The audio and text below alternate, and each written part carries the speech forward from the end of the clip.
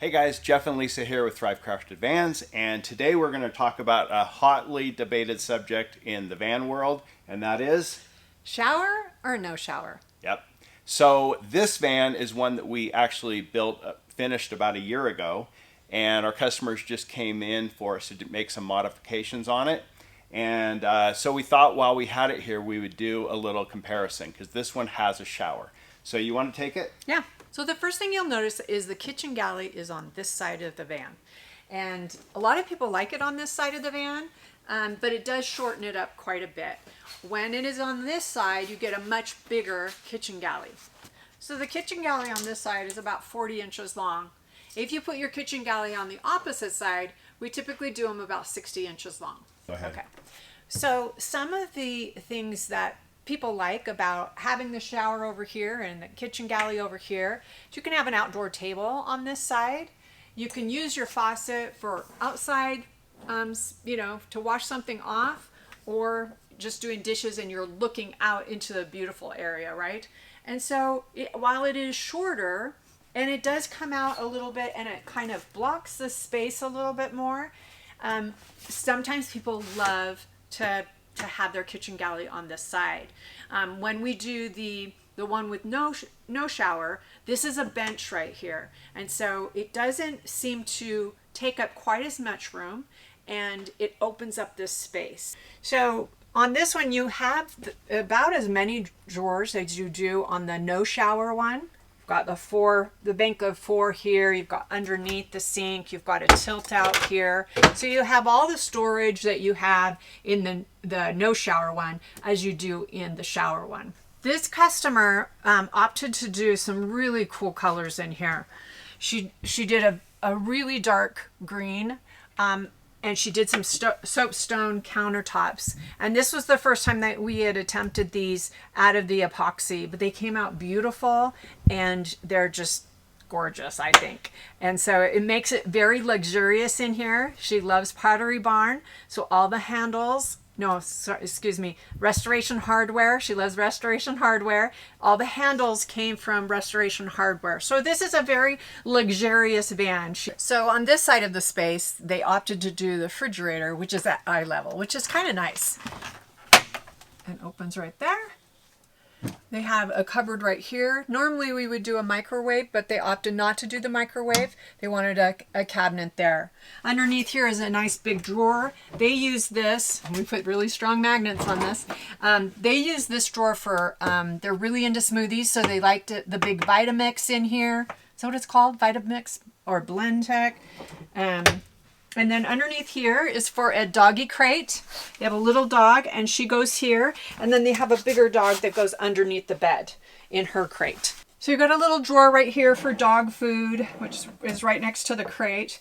Right here we put a step up to the bed because you need something to get into the bed because it's pretty hard. And in our other vans with no showers, you can step up onto the bench and then get in bed. So this is just it's on locking drawer slides and it will hold about 250 pounds. Here we have the shower, and it has a Nautilus door on it. And basically when you slide this open or close, it will squeegee that water if it has any on it.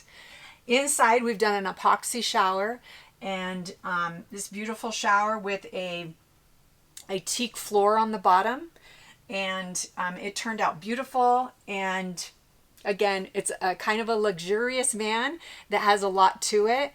The benefits of having a shower is that you can have privacy, so you can go into the shower and go to the bathroom with the door shut. So in the shower, we have the Laveo dry flush, which is awesome. And they don't have any bags in it right now. And we put these in all of our vans. And so it just allows a little privacy for when you go to the bathroom.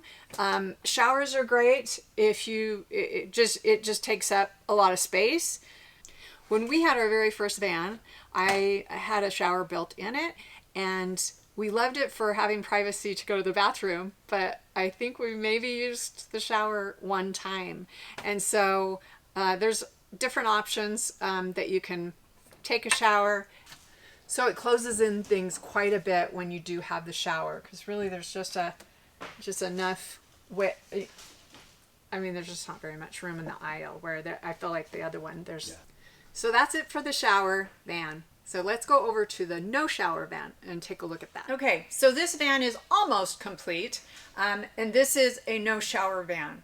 It has a bench right here. It's about as big as that galley I was showing you on the shower van, but it is low. And so it opens this space up. You have a beautiful window right here on your slider, and you have a beautiful window behind you. So it lends a lot of light. So I love this van just for its openness qualities and the windows on both sides, on the slider and right here.